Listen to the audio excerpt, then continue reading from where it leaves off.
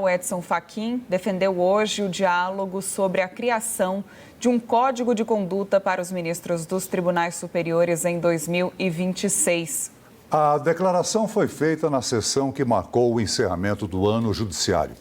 Vamos conversar com o repórter José Matheus Santos. O ministro comentou sobre diversos assuntos, inclusive a Lei Magnitsky. Não é mesmo, José Matheus?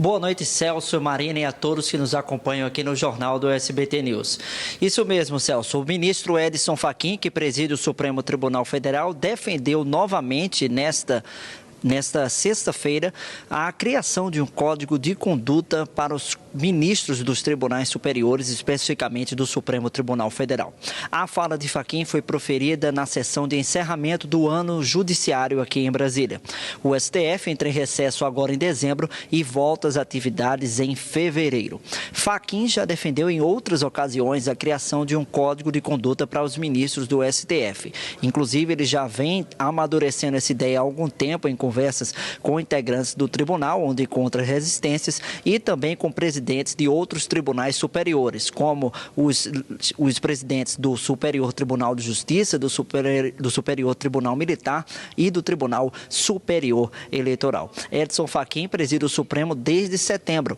e defende a criação, hoje ele voltou a falar a favor da criação do que ele classifica como um código de diretrizes éticas para os tribunais superiores, sobretudo para o Supremo Tribunal Federal.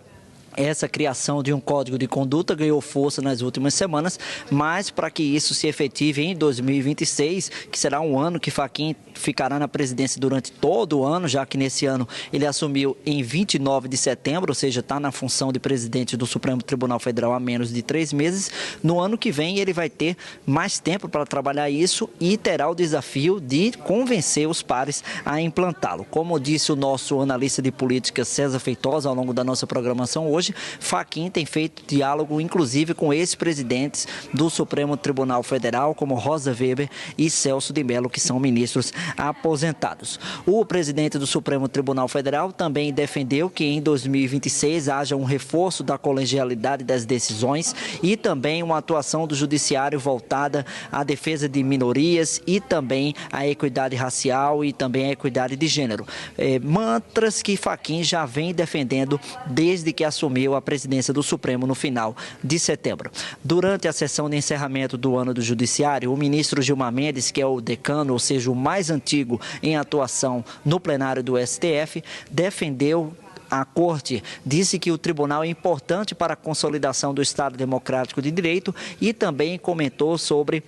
as condenações e o julgamento da trama golpista que, para Gilmar Mendes, fortaleceram a democracia e reforçaram o papel do tribunal nesse sentido. Voltamos aos estúdios do Jornal do SBT News. Celso e Marina.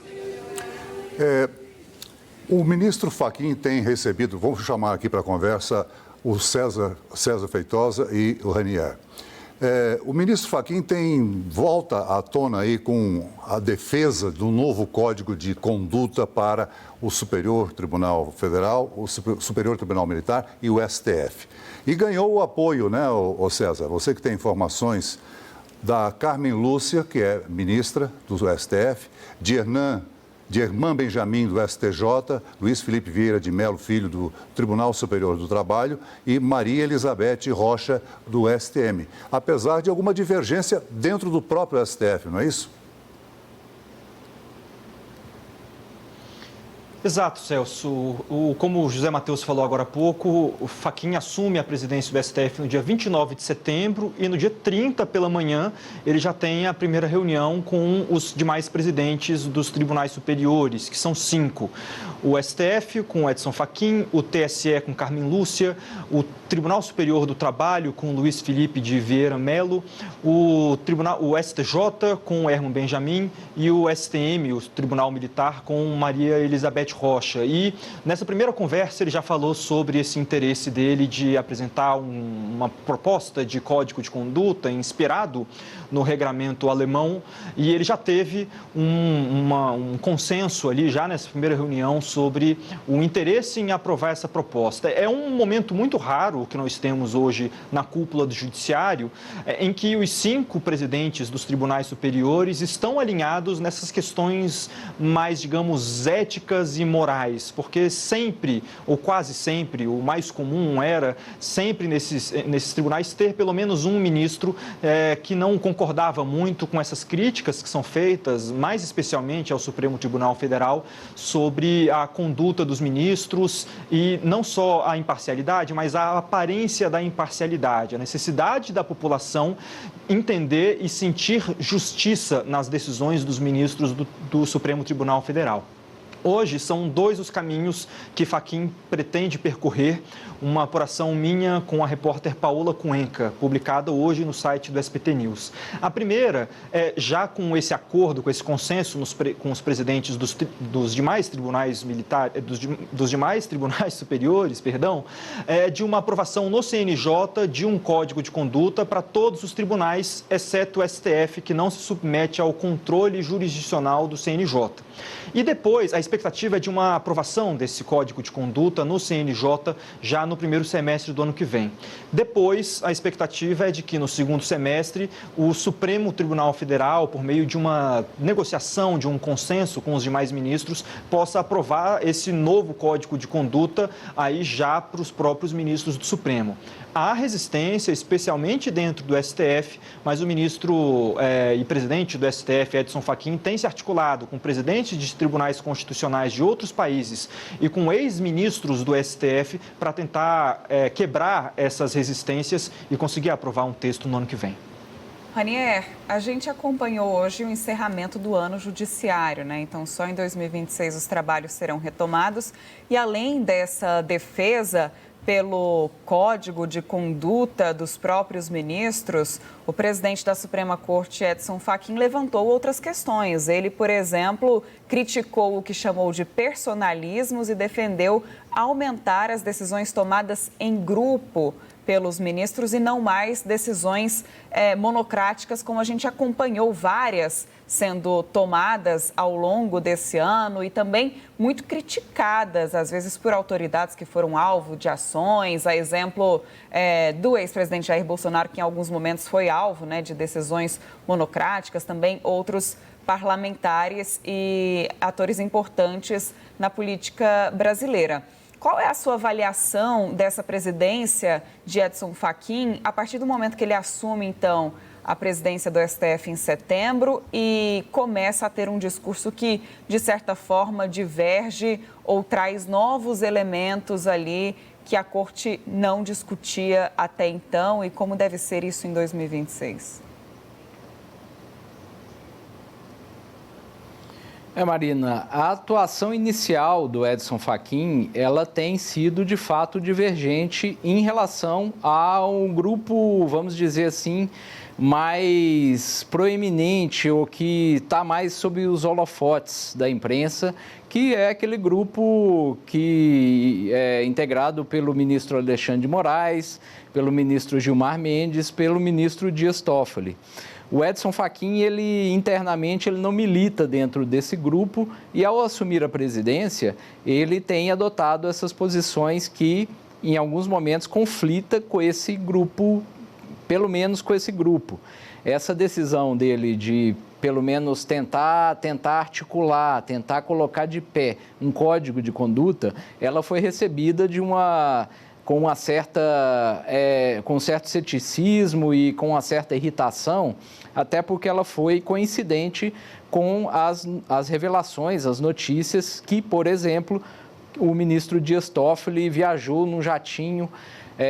juntamente com um advogado que era ligado ao Banco Master, num caso que o próprio Dias Toffoli, dias depois, ele passou a ser o principal ator, o principal julgador desse caso, avocando para si, sob o argumento, até agora não muito bem explicado, de que havia suspeita de participação de uma pessoa com prerrogativa de foro no Supremo Tribunal Federal. Isso levanta uma série de questionamentos de conflitos éticos, não só nesse caso do Dias Toffoli, em vários outros, como participações de ministros em fóruns, em eventos em que há uma relação ali muito próxima com empresários e com pessoas que são objetos de julgamento desses próprios ministros. Então, essa decisão do Fachin, ela veio antes desse caso do Master, mas ela gerou um incômodo interno por justamente ser coincidente com esse caso. E essa outra manifestação que você citou também, das decisões monocráticas, a gente pode lembrar uma decisão monocrática que foi tomada pelo decano da Corte, que é o ministro Gilmar Mendes, que ele tem uma ascendência muito grande ali no tribunal, que recentemente decidiu, por exemplo, que monocraticamente que impeachment contra ministros do Supremo só poderiam ser propostos pelo Procurador-Geral da República e não por qualquer cidadão, como ocorre atualmente. O ministro, depois da repercussão, ele voltou atrás em parte dessa decisão, mas essa é um exemplo de decisões monocráticas bem polêmicas e que foram, embora não tenham sido citadas nominalmente pelo ministro Edson Fachin no discurso de hoje de encerramento do ano judiciário, certamente é uma das menções, é uma dos exemplos que ele usou para fazer esse discurso, Marina.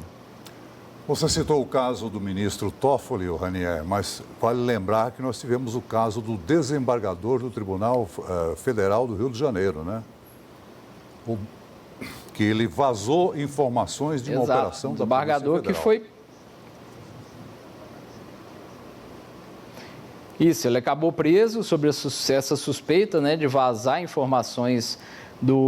de uma operação da Justiça Federal para o presidente da Assembleia Legislativa do Rio, que, por sua vez, também é suspeito de repassar essa informação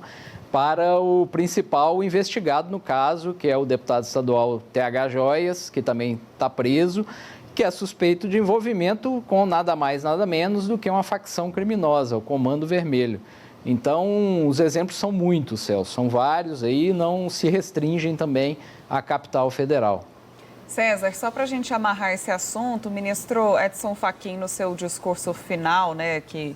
marca aí o final do ano judiciário, também citou a aplicação da Lei Magnitsky contra o ministro Alexandre de Moraes e seus familiares e disse que a corte não vai se curvar, não vai se dobrar sob ameaças, venham de onde vierem. Esse ainda é um assunto que vai render muito em 2026. Como é que tudo isso está sendo visto lá no STF? Eu acho que agora, Marina, esse assunto começa a diminuir um pouco. Com a condenação do ex-presidente Jair Bolsonaro, com o trânsito em julgado e a prisão do ex-presidente, a tendência é que essas pressões externas, como houve do governo Donald Trump, comecem a cessar, ainda mais com essa aproximação de Trump com o Lula, uma das razões pelas quais as sanções impostas contra o ministro Alexandre de Moraes foram retiradas na semana passada. Mas foi um ponto importante, porque tanto na fala hoje do presidente Edson Fachin, mas também do decano Gilmar Mendes, eles defenderam o Supremo Tribunal Federal, a sua atuação, dizendo que os seus ministros, mas especialmente o ministro Alexandre de Moraes, tiveram perdas pessoais significativas, sofreram durante essa atuação de entidades, de gestores estrangeiros, nessa tentativa de coagir o Supremo Tribunal Federal a não tomar suas decisões relacionadas aos processos da trama golpista. Isso serve para colocar o Supremo Tribunal Federal numa evidência e num patamar elevado, como os próprios ministros dizem, os responsáveis pela manutenção da democracia e pelo fortalecimento das instituições do Brasil. Isso serve muito para essa narrativa hoje de dentro do Supremo Tribunal Federal, que ganha cada vez mais adeptos, como é possível ver, inclusive, em pesquisas de opinião, que vem mostrando que há uma redução na rejeição contra o Supremo Tribunal Federal nesses últimos meses. Então, apesar de não haver uma expectativa, pelo menos dentro do Supremo Tribunal Federal, de novas sanções contra ministros, de haver uma expectativa, inclusive, de que aquela sanção